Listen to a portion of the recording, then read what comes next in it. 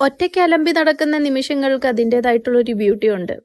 കുഞ്ഞുങ്ങളൊക്കെ ഉള്ള അമ്മമാർക്കറിയാം ഇങ്ങനെ ഒറ്റയ്ക്ക് ഒരു ഫ്രീഡമായിട്ട് ഇങ്ങനെ നടക്കാൻ പറ്റിയ ഒരു അവസരം എന്തൊരു ബ്യൂട്ടിഫുൾ മൊമെൻ്റ് ആണെന്ന് കേട്ടോ. എപ്പോഴും നമ്മൾ എൻഗേജ്ഡ് ആണ്, പക്ഷെ നമുക്ക് സ്വന്തമായിട്ട് ഇങ്ങനെ ചില സമയങ്ങൾ കിട്ടുമല്ലോ, അപ്പോൾ ഒരു രസമല്ലേ. ഞാൻ നേരെ പോയി ടോണിക്കോ കഫേയിൽ ഒരു ലൈം ടീ വാങ്ങിച്ചു. ആക്ച്വലി എനിക്ക് യോഗയുടെ റിലേറ്റഡ് ഒരു മീറ്റിംഗ് ഉണ്ടായിരുന്നു, അതിന് വേണ്ടിയിട്ടാണ് പോയത്. അതിൻ്റെ ഇടയ്ക്ക് എനിക്ക് കുറേ കാര്യങ്ങൾ ചെയ്ത് തീർക്കാനുണ്ടായിരുന്നു, പക്ഷെ അതൊക്കെ പെട്ടെന്ന് കഴിഞ്ഞു കേട്ടോ. അതുകൊണ്ട് തന്നെ ഞാൻ ടോണിക്കോ കഫേയിൽ ചെന്നിട്ട് അവിടെ കുറച്ച് സ്നാക്സ് ഒക്കെ കഴിച്ചിട്ട് നേരെ അങ്ങോട്ട് പോയി. കുറേ നാൾ കഴിഞ്ഞ് ഫ്രണ്ട്സിനെയൊക്കെ കണ്ടപ്പം ഭയങ്കര സന്തോഷമായിരുന്നു കേട്ടോ. ലൈഫിൻ്റെ ഓരോ ഫേസിനും ഒരു ബ്യൂട്ടി ഉണ്ട് കേട്ടോ. ഒന്നും മോശമല്ല, നമ്മുടെ ലൈഫിൽ നടക്കുന്ന ഒന്നും തെറ്റല്ല. അതിനെ നമ്മൾ ആ രീതിയിൽ എടുക്കുവാണെങ്കിലുണ്ടല്ലോ, ലൈഫ് ഈസ് ബ്യൂട്ടിഫുൾ.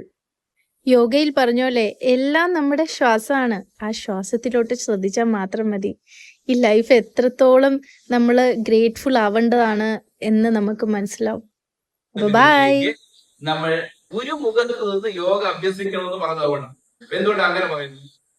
ഓരോ കുട്ടിയെ ടീച്ചർ കാണുന്ന പോലെ തന്നെ ഓരോ വ്യക്തിക്കും ഓരോ തരത്തിലുള്ള ശാരീരിക മാനസിക അവസ്ഥ.